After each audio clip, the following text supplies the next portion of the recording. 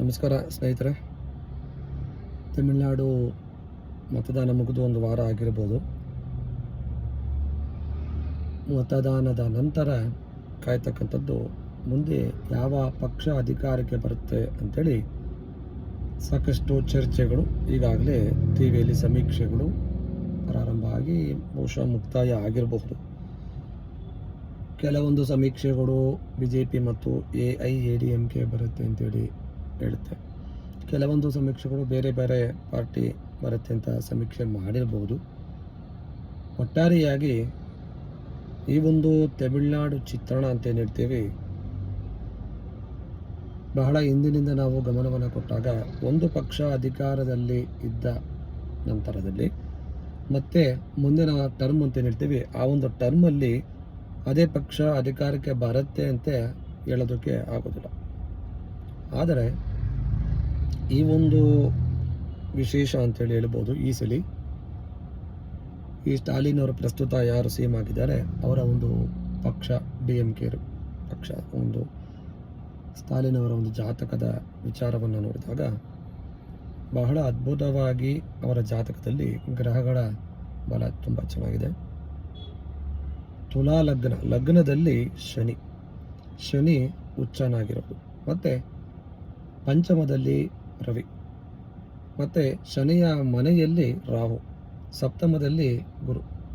ಅಂದರೆ ಒಟ್ಟಾರೆಯಾಗಿ ಭಾಗ್ಯಾಧಿಪತಿಯಾಗಿ ಈಗ ಪ್ರಸ್ತುತ ಗುರು ಅವರ ಜಾತಕದಲ್ಲಿ ಭಾಗ್ಯಸ್ಥಾನದಲ್ಲಿ ಇರೋದ್ರಿಂದ ಒಳ್ಳೆಯ ಲಾಭ ಆಗ್ತಕ್ಕಂಥ ಒಂದು ವಿಚಾರ ಅಂದರೆ ಅವರ ಪಕ್ಷ DMK ಪಕ್ಷ ಮುಂದಿನ ಚುನಾವಣೆಯಲ್ಲಿ ಜಯಭೇರಿ ಬಾರಿಸಿ ಮತ್ತೆ ಮುಖ್ಯಮಂತ್ರಿ ಆಗ್ತಕ್ಕಂಥ ಅವಕಾಶಗಳು ಜ್ಯೋತಿಷ್ಯದ ಪ್ರಕಾರ 90ರಿಂದ 95 ಭಾಗ ಅವರಿಗೆ ಒದಗಿ ಬರುತ್ತೆ ಅಂತೇಳಿ ಹೇಳ್ಬೋದು.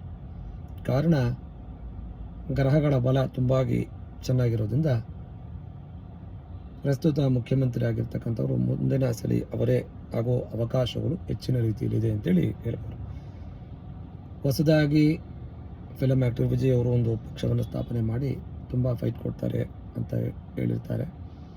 ಆದರೂ ಅಂಥ ಅವಕಾಶಗಳು ಅವರ ಒಂದು ಪಕ್ಷಕ್ಕೆ ಕಮ್ಮಿ ಅಂತೇಳಿ ಹೇಳ್ಬೋದು. ಕೇವಲ ನಾವು ಜ್ಯೋತಿಷ್ಯದ ಮೂಲಕವಾಗಿ ಅನಲೈಸ್ ಮಾಡಿ ಹೇಳ್ತಾ ಇದ್ದೀವಿ. ಇಲ್ಲಿ ಯಾವುದೇ ಪಕ್ಷ BJP ಆಗ್ಬೋದು ಅಥವಾ DMK ಆಗ್ಬೋದು ಅಥವಾ AIADMK ಆಗ್ಬೋದು, ಯಾವುದೇ ಪಕ್ಷ ಅಧಿಕಾರಕ್ಕೆ ಬಂದು ನಮಗೆ ಇಲ್ಲಿ ಲಾಭ ನಷ್ಟ ಅಂತಕ್ಕಂಥದ್ದು ಯಾವುದೂ ಇಲ್ಲ. ಆದರೆ ಜ್ಯೋತಿಷ್ಯದ ಮೂಲಕ ಯಾರಿಗೆ ಲಾಭ ಆಗುತ್ತೆ ಅಂತಕ್ಕಂಥದ್ದು ಮಾತ್ರ ಇಲ್ಲಿ ವಿಚಾರ ಹೇಳ್ತಾ ಇದ್ದೀವಿ. ಕಾದು ನೋಡೋಣ. ಬಹುಶಃ ಒಂದು 20 ಅಥವಾ ಒಂದು ತಿಂಗಳು ನಂತರದಲ್ಲಿ ತಮಿಳುನಾಡು ಎಲೆಕ್ಷನ್ ರಿಸಲ್ಟು ಬರುತ್ತೆ.